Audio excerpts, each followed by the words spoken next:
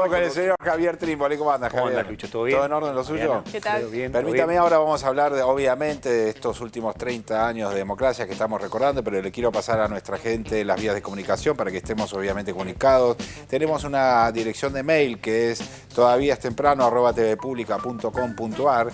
También hay una página de Facebook que ahí están viendo, que es www.facebook.com/todaviaestemprano. Ahí estamos colgando las distintas cosas que van pasando aquí en el programa, y también tenemos una dirección de Twitter que es @todaviatemprano. Hay que sacarle el es, y de esa manera ustedes se pueden comunicar con nosotros de manera más rápida y con 140 caracteres como límite. Estimado Trímboli, ¿de qué vamos a hablar en el día de hoy, querido? Hoy el tema es la ley de divorcio, ¿no? Sí. En esta propuesta que tenemos de repasar estos 30 años, pensando en estos archivos fundamentalmente que tiene el canal 7, que son tan pero tan interesantes, poner el punto de la ley del divorcio, porque realmente fue un episodio más que importante para la sociedad argentina. Perdón, Trímboli se pasa muchas horas ahí sumergido en esos archivos. No tantas como las que me gustaría pasar. Estaría realmente bueno para me quedarse encanta, horas, es fenomenal. ¿no? Además también es cierto que ahora realmente a través de internet y la cantidad de archivos que el canal sube, lo que circula es muchísimo. Por tanto, no es tanto pasarse, sino a veces empezar a navegar y encontrar los buenos sitios que nos pasan, donde están colgados ya los materiales, y creo que es espectacular. Qué bueno. 1987. 1987, el 3 de junio de 1987 se aprueba finalmente la ley de divorcio vincular. ¿Por qué digo el 3 de junio se aprueba finalmente? Porque en verdad la primera discusión había sido en agosto de 1986 en la Cámara de Diputados, que aprueba, ¿sí?, el proyecto de ley. Pero a partir de ese entonces se abre un compás de espera bien importante hasta que llega al Senado, y por supuesto hay cantidad de presiones para que se den pasos atrás respecto La Iglesia a la ley. Católica. Y la Iglesia convoca una movilización. Claro, los más conservadores también, ¿no? Sí, la Iglesia y sectores muy conservadores. Incluso, bueno, hay una movilización que la Iglesia convoca, el Episcopado convoca a la Plaza de Mayo portando la Virgen de Luján. La idea es la defensa de la familia, y cantidad de movilizaciones. Buscando en la web todavía hay recuerdos bien interesantes de grandes movilizaciones en la provincia de Corrientes. Provincias, poblaciones muy relacionadas con el catolicismo, a veces más reaccionario. Siguen siéndolo. Y que, claro, y en ese momento, o yo diría, siguen siéndolo, Sí. o se articulan política, o encontraba una forma de articulación política distinta, como la que quizá encontraron hoy, y que habilita realmente otras cosas. El catolicismo a veces funciona de esa forma también, ¿no? En ese caso funcionó de la forma más conservadora. Decía entonces, un compás de espera de 9 meses, pasa al Senado, el Senado hace una serie de modificaciones y pasa nuevamente a Cámara de Diputados, y se aprueba entonces, sí, en el mes de junio de 1987.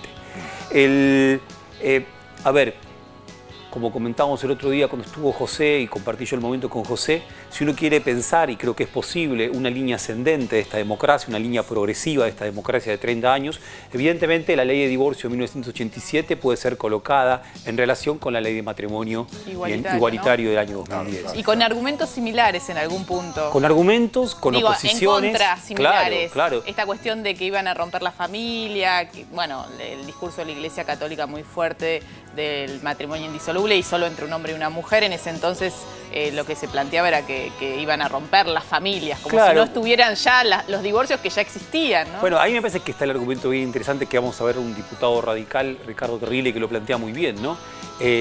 Cuando una sociedad tiene leyes que ya no reflejan lo que efectivamente está sucediendo en la sociedad, hay un problema muy grande entre la ley y lo que pasó a ser ya costumbre. Yo sabes que, perdóname, lo comparo también con el debate del aborto, la despenalización del aborto, porque los argumentos también son similares. Ocurren los abortos, no es que se va a promover que se hagan abortos, sino que se meten la legalidad a los que ya los están haciendo. Y en el caso del divorcio también pasaba lo mismo. Tal cual. Vamos a ver, ¿les parece un tramo de ese debate? Vemos un tramo de ese debate en Diputados. Casarme con vos, pero ay, yo ya estoy casado. Este recinto nos da la oportunidad de legislar, respetando las diferencias.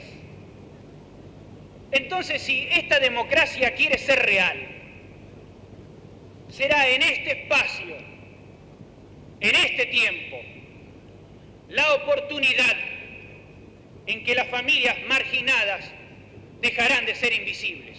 La familia, todos lo sabemos y lo he escuchado en varias oportunidades aquí, es la célula básica de la sociedad, y entre sus componentes debe existir el vínculo necesario para que ella se desarrolle y cumpla su función social. En menores perturbados, hijos de matrimonios divorciados, lejos del cuidado responsable de sus padres. No podemos esperar jóvenes con la serenidad y equilibrio psicológicos imprescindibles para forjar generaciones inmersas en el trabajo fecundo que tanto necesita nuestra patria. Todavía podemos agregar más elementos de juicio sobre las consecuencias del divorcio, tomando como fuente publicaciones del Anuario Demográfico de las Naciones Unidas con SINAM. A. Aumento de la drogadicción en menores de 21 años, en Estados Unidos, Francia, Suecia, Inglaterra, Holanda. B. Aumento de los concubinatos y de hijos ilegítimos en los últimos 10 años, en Francia el 400%, en Inglaterra el 500%, en Suecia el 1000%. C. Los países con mayor índice de homosexuales son divorcistas. Estados Unidos, Inglaterra, Francia, Suecia, Holanda. No existe separación legal.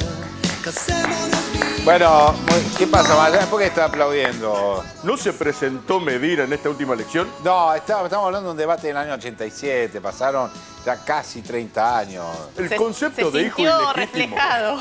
El concepto de hijo ilegítimo y el aumento de homosexuales. Gracias. Es fascinante. Medina o muerte. Increíble Yo los sabía, argumentos, sabía ¿no? Y los que fundamentos es que impactante, se sostenían. Absolutamente tremendo. Yo creo que de todas formas hay algo en este diputado, que es un diputado que había quedado en el pequeño bloque de Herminio Iglesias, que estuviera separado en ese entonces del PJ, que estaba ya en relación con la renovación peronista. Es un argumento que ha quedado, insisto, como un argumento un tanto pintoresco, ¿no? De una derecha muy retrógrada en ese sentido. Sí. Quería señalar una cuestión que creo que es bien interesante. El primer proyecto de ley de divorcio en Argentina es del año 1902. Y hubo un periodo en 1954 que rigió el divorcio vincular. Fueron tres momentos, hay tres antecedentes interesantísimos que muestran que esta historia muy larga, era muy vieja. De hecho, quedaban muy pocos países sin ley de divorcio en 1987. 1902 lo promueve Roca, aquel que había hecho tanto por separar la Iglesia del Estado, la ley 1420, el registro civil. 1902 entonces promueve esta ley y esa ley no es aprobada. En la década de los 30, una alianza entre socialistas y demócratas progresistas lleva adelante el proyecto en diputados, logra la aprobación, pero en el Senado es reprobado y por lo tanto pasa atrás y queda en la nada.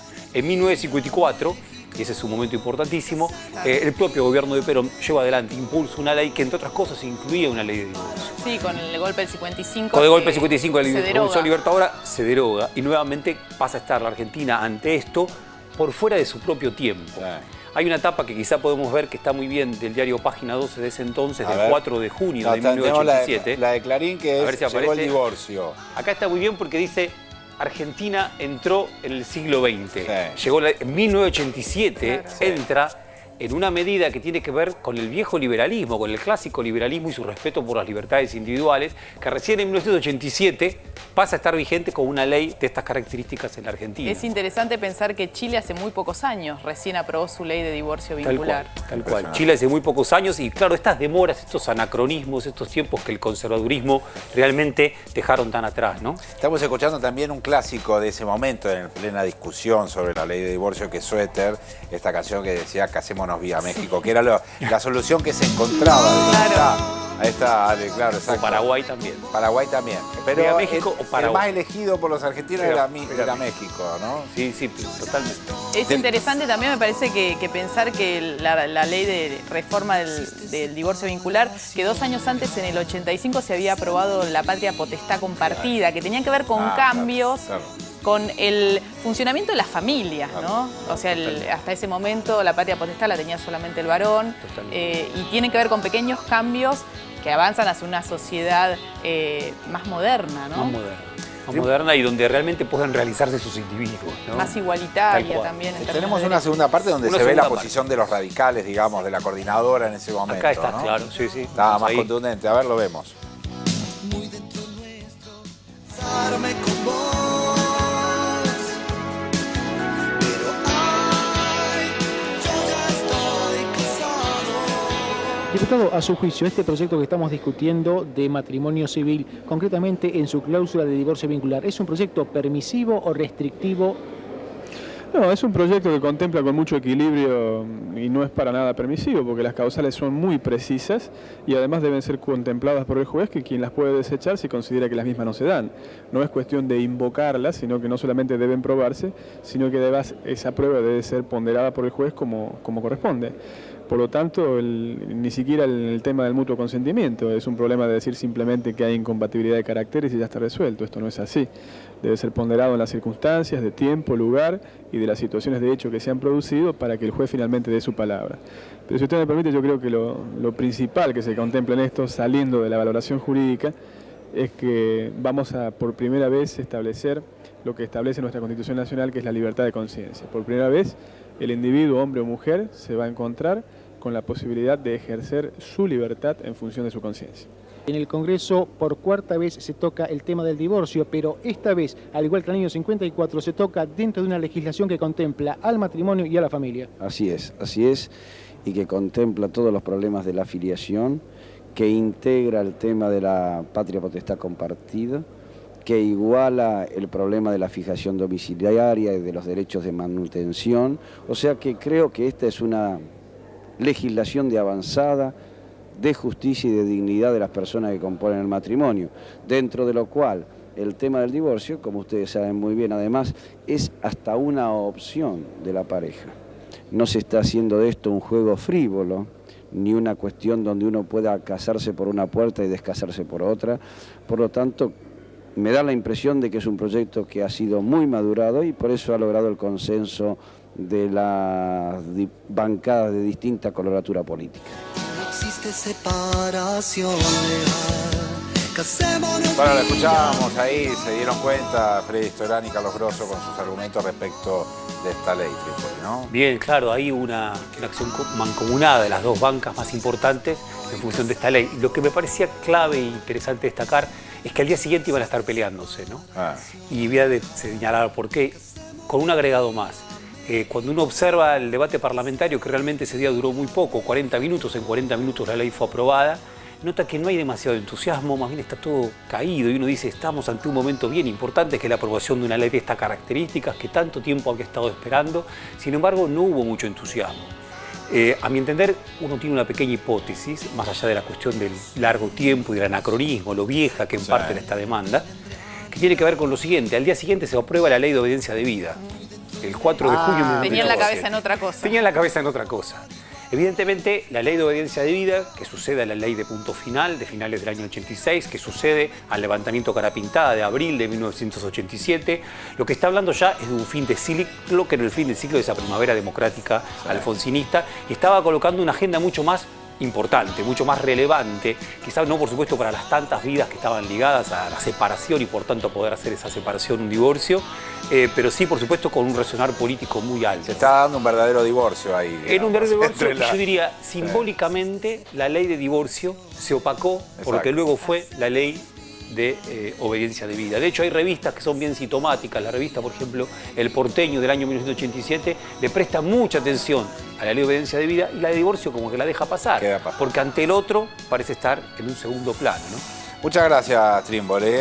Está bien Magallanes, ¿no? Entendió, digamos, el concepto de un país que empezaba a cambiar y que en ese momento hubo mucha gente que quiso que no cambie y efectivamente se detuvo ese proceso de modificaciones.